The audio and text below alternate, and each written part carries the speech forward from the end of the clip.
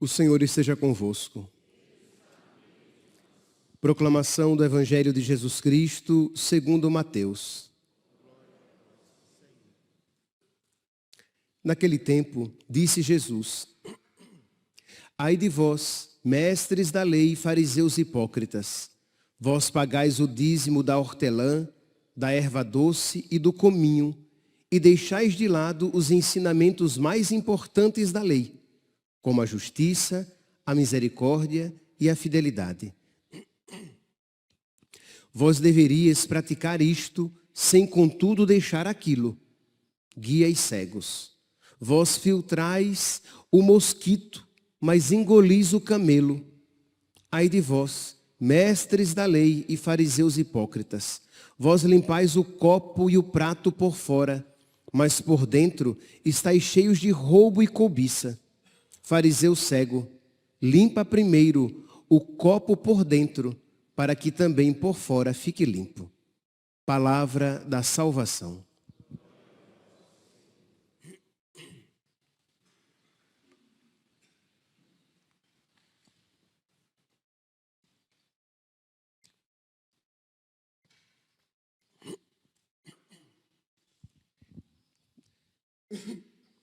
Caríssimos irmãos e irmãs, a liturgia da palavra de hoje, ela apresenta uma contraposição. Enquanto no Evangelho e na primeira leitura, nós vemos a ênfase no coração e o exemplo de um coração bom que é visto por Deus. No Evangelho, nós vemos a ênfase no coração, que Deus vê o coração mau. Esta a contraposição que nós iremos encontrar na liturgia de hoje. Isto é, os fariseus, os mestres da lei, aqueles homens a quem foi confiada a religião do Antigo Testamento, aqueles homens aparentemente zelosos na prática exterior, no conteúdo exterior da religião, naquilo que dizia respeito à exterioridade, eles eram exímios, eles eram zelosos, eles eram impecáveis. Impecáveis, esta é a palavra. Eles eram impecáveis naquilo que era exterior. Mas naquilo que verdadeiramente importava, isto é, Jesus não está desprezando as realidades exteriores, desde que elas revelem, que elas manifestem o interior.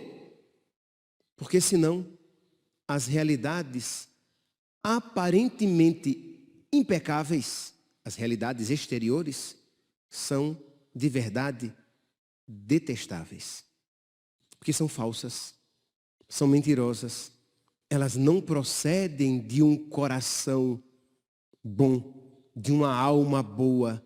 Não há retidão naquilo que se faz exteriormente com a realidade que acompanha e sustenta interiormente.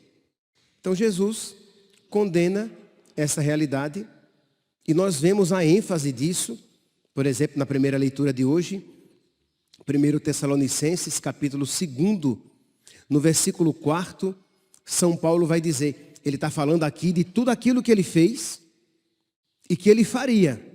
Se ele pudesse, ele daria a própria vida. Ele termina assim, né? Tanto bem vos queríamos, que desejávamos dar-vos não somente o Evangelho de Deus, mas até a própria vida. A tal ponto chegou a nossa afeição por vós. Então, um amor generoso. Atitudes generosas, atitudes eloquentes. Ele diz aqui, apesar de maltratados e ultrajados, Como bem sabeis, Deus nos deu coragem de vos anunciar o evangelho. Isto é, eles eram maltratados, perseguidos, eles eram ultrajados, eles estavam ali pregando o evangelho. Mas aquilo provinha de um coração que amava a Deus ou de um coração vaidoso que queria receber os elogios e aplausos? Nossa, como ele é forte. Nossa, como ele é perseverante. Não. São Paulo tudo isso fazia porque ele amava a Deus. Porque ele queria agradar a Deus. Era de coração que ele fazia tudo aquilo. Versículo 4. Falamos não para agradar aos homens, mas a Deus, que examina os corações. Então aquilo que eles ensinavam era para agradar a Deus, e não apenas aquilo que eles ensinavam, mas tudo aquilo que ele fazia era para agradar a Deus, que vê os corações. Aí vem o Salmo de hoje, um trecho do Salmo 138, que vai cantar essa realidade. Senhor, vós me sondais e conheceis. Sabeis quando me sento ou me levanto. De longe penetrais meus pensamentos. Percebeis quando me deito e quando ando. Os meus caminhos vos são todos conhecidos. Isto é, Deus me conhece desde dentro. A minha vida está como um livro aberto diante de Deus. E não apenas as realidades exteriores, mas inclusive as realidades interiores. Deus vê o meu coração. Pois bem, então nós vemos essas realidades aqui presentes. E vem então a imagem que Jesus apresenta quando ele vai condenar aquele que quer servir a Deus na exterioridade, mas que não há um coração que o ame, uma alma a ele ligada. Então era o caso aqui dos fariseus, a quem Jesus chamava de hipócritas. Pois bem, versículo 23. Ai de vós, mestres da lei, fariseus hipócritas, vós pagais o dízimo da hortelã, da erva doce e do cominho. Isto é, eles praticavam minúcias. Eles praticavam as realidades mais pequeninas, aparentemente desprezíveis. Eles eram ciosos. E deixais de lado os ensinamentos mais importantes da lei, como a justiça, a misericórdia e a fidelidade. Guias cegos. Ai de vós, mestres da lei e fariseus hipócritas, vós limpais o copo e o prato por fora, mas por dentro estáis cheios de roubo e cobiça. Imagine, eles fazem algo que é escandaloso. Quem iria querer tomar água num copo muito limpinho por fora, mas com gosto de peixe cru por dentro? Quem já teve a experiência de tomar água, quando você vira o copo que você cheira a água, vem aquele cheiro de peixe cru, e agora engole, né? Você vai fazer o quê? Na frente da pessoa, você engole aquela água que desce grossa. Aquele copo não estava bem lavado. Ele poderia estar até bonito por fora, mas desgraçou a experiência, porque ele estava sujo por dentro. E Jesus usa então essa imagem para falar a respeito da nossa alma diante dele. De que vai adiantar se por fora estivermos apresentáveis, mas por dentro estivermos desagradáveis? De nada adiantará a nossa religião. De que adiantará se você tem uma expressão piedosa, religiosa, mas por dentro é rancor, maldade, impureza, injustiça, falta de perdão. Por esses dias, eu estava conversando com uma pessoa e uma outra se aproximou para pedir a bênção. E eu percebi que ou elas não se falavam, ou a que estava comigo não gostava daquela que de mim se aproximou. E quando a pessoa se aproximou, a pessoa que estava comigo, não sei nem se ela percebeu, mas ela botou uma cara tão feia, que deu, crê em Deus Pai, você já não é tão bonita assim, minha filha. Botando uma cara feia dessa, piorou. Botou uma cara tão feia, e eu cumprimentei, dei a bênção, mas de verdade, ela não percebeu. Isto é, a feiura que dentro dela habitava. Meus irmãos, pode ser cômico, se não fosse trágico. É isso, isto é, existe algo dentro de nós que, se não for trabalhado, é muito feio. Algo que nos afasta de Deus, que nos torna desagradáveis ao Pai, que quando olha para nós não vê a imagem do seu filho. Então, de que adianta se você reza, se você está fazendo a quaresma de São Miguel, se você carrega o terço no bolso, a medalha de Nossa Senhora no peito, o escapulário, mas se você de verdade não está lutando para ter um coração como o de Jesus, para ter os sentimentos de Jesus, a sua religião é vã.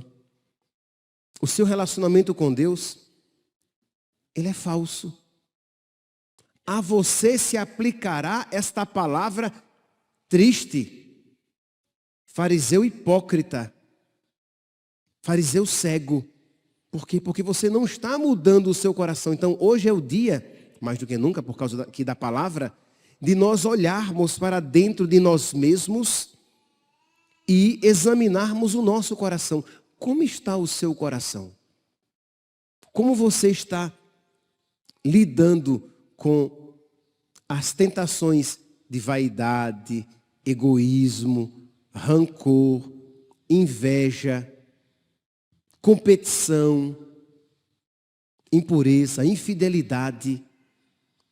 Não apenas se você está sendo fiel à sua missa dominical, se você está vindo direitinho para a quaresma de São Miguel, ótimo, excelente.